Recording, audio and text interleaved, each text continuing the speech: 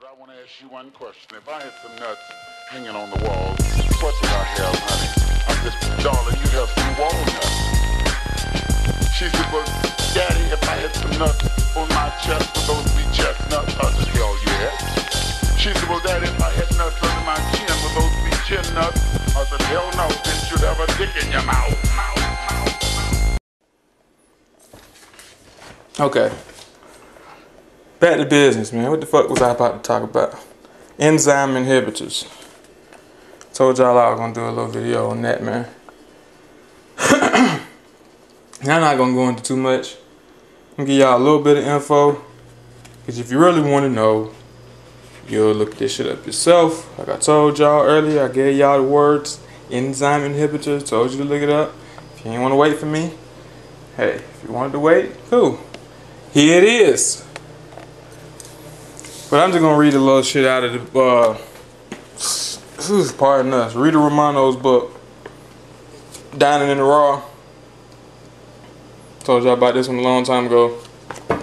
She got a little chapter on germination and a little section on enzyme inhibitors, so I'll share a little bit of that. And I'll show y'all what I got germinating over here. Okay, enzyme inhibitors are nature's way of preserving the life force for purpose. Sorry, let's back up. Enzyme inhibitors are nature's way of preserving the life force for the purpose of future plant reproduction. I think that's very key shit right there too, off the top. Nature's way of preserving the life force for the purpose of future plant reproduction. They are present in cereal grains, legumes, which is beans, same thing as beans, tree nuts, and seeds. They were recently discovered in the 1940s, and it is necessary to remove them from our plant foods for proper digestion. The addition of supplemental enzymes will inactivate these inhibitors and enhance enzyme activity. Cooking will also destroy these inhibitors, but the enzymes will be destroyed as well. I guess not according to Dr. Sabier, right? Another way we can accomplish the same goal is sprouting. These enzyme-rich foods lay dormant until activated by water. As the enzymes come to life, they inactivate the inhibitors and begin to sprout. Therefore, in order to healthfully consume substantial amounts of raw nuts, seeds, grains, and beans, it is necessary to germinate them first or supplement with external enzymes. Scientific studies have documented serious physical degeneration in small animals when fed large quantities of raw foods containing enzyme inhibitors over a period of time. Okay? And goes on to say that they applied this research to the process of human consumption, and overall it is more beneficial to eat cooked foods without enzymes than raw foods with inhibitors intact. And I thought this was important. Some of y'all might want to hear this. Research with laboratory animals further indicates specific harmful effects from ingesting inhibitors. They include gastrointestinal problems, noodles, an extremely enlarged pancreas, excretion of large quantities of wasted enzymes, and a condition of overall poor health. In addition, the total loss of pancreatic enzymes will lead to death. So it's about. So we're gonna show you how to germinate your nuts and seeds, so that you don't motherfucking die around here, alright? And that's, of course, they say if you're going to be consuming substantial amounts of nuts and seeds like most of us who are vegan and vegetarian do, you know. Especially if you're into raw foods, you're probably eating a lot of nuts. And if you're like me, I ate them for years without having any idea about that information. I have no clue about enzyme inhibitors and all that bullshit. I just ate my nuts. But ever since I found that out, I've been doing this, and I really can't say if I've had noticed any difference or not, because I don't remember having any intestinal or digestive problems before when I was eating them, before I started soaking them. So it's really hard for me to say. but I do this just to be safe. You know, I have not found any information to disprove this yet. Every time I run across a recipe or anything dealing with raw foods and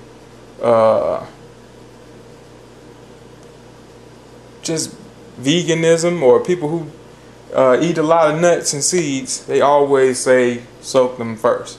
Like, damn near every recipe I came across specified that. Made sure they pointed that out, that you soak your nuts and seeds first. Anyway, what do we got going on here? We got almonds,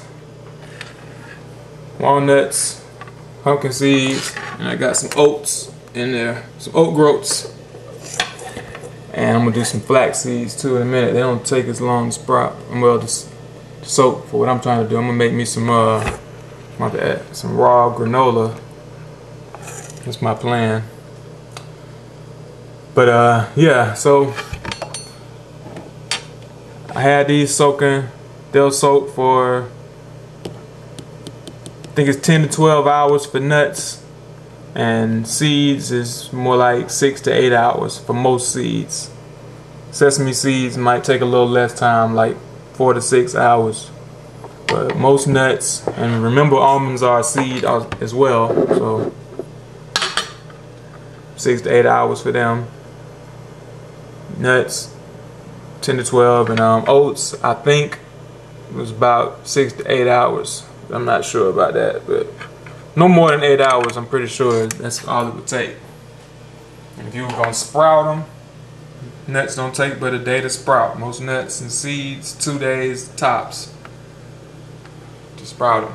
And all you would do after you finish, when my 8 hours is up or 10 hours is up, I'm gonna rinse these, drain them, rinse them, and dry them. And that's all you gotta do. If you got a dehydrator, that would be great. You can just pop them in a dehydrator and let them dry. If not, put them in the oven. If you got an oven that can go under 120 degrees, you can put it in there with the door open. Either way, it's gonna take you at least a day. It's gonna take about 16 hours to dry them. You know what I'm saying?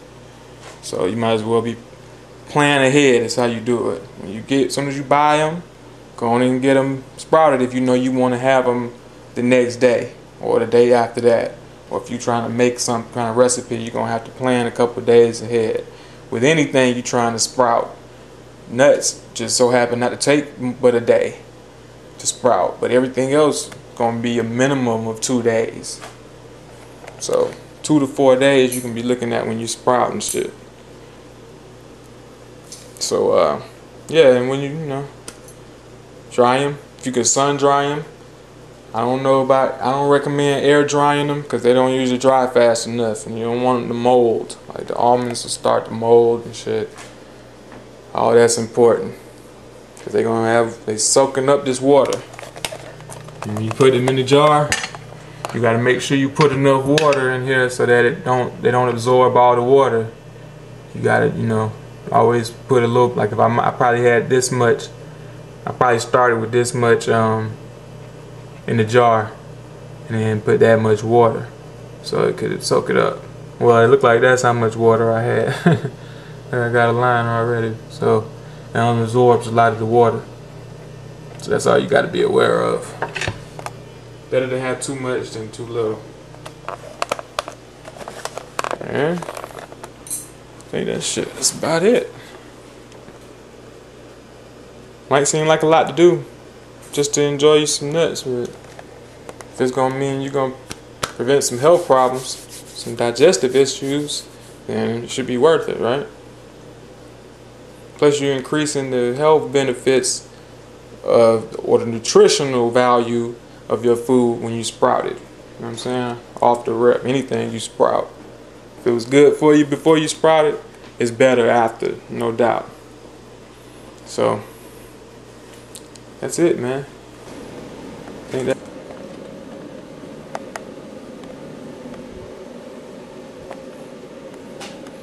Okay, people. Let me show y'all this finished product right here. Get some better, more light. Told y'all I was making some granola with those nuts. And I usually just make some cereal when I soak all that type of stuff. I make me a little raw granola cereal. But I decided to try some bars today. And this is what I turned out. What came out. See if I can get y'all a good view. See that? My raw flax. It's really more like a flax bar. Flaxseed.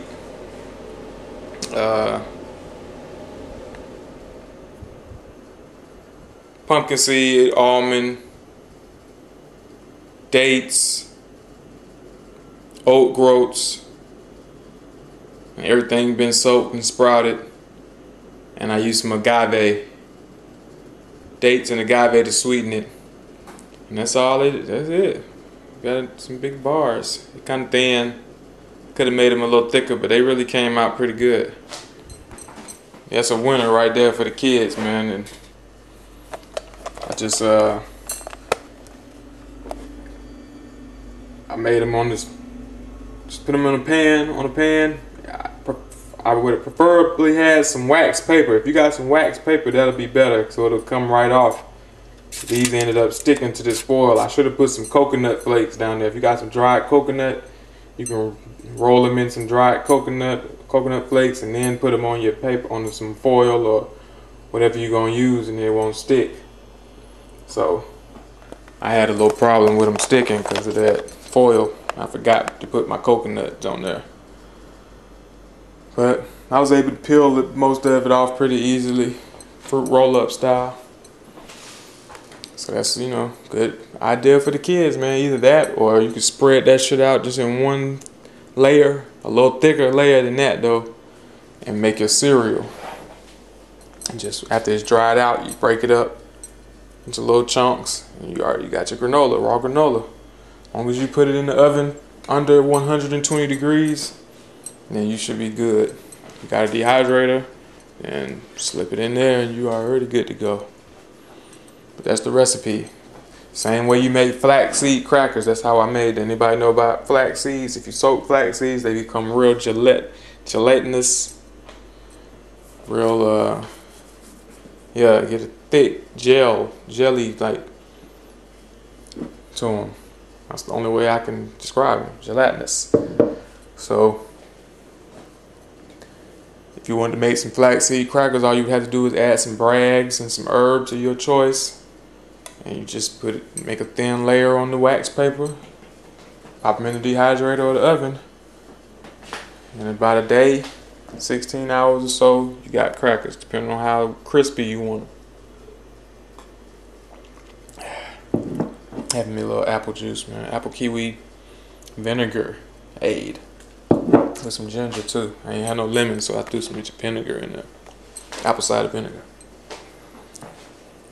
Yeah, so that's it. That's how I made this shit. I just threw all of that together after the flax seeds got gelatinous. I put all the seeds and crushed up all the almonds. Broke up the dates with my hands. Put a little salt, the agave, mixed it all together. Spread it out onto the pan and formed the bars. Put it in the oven. And voila. That's what I got.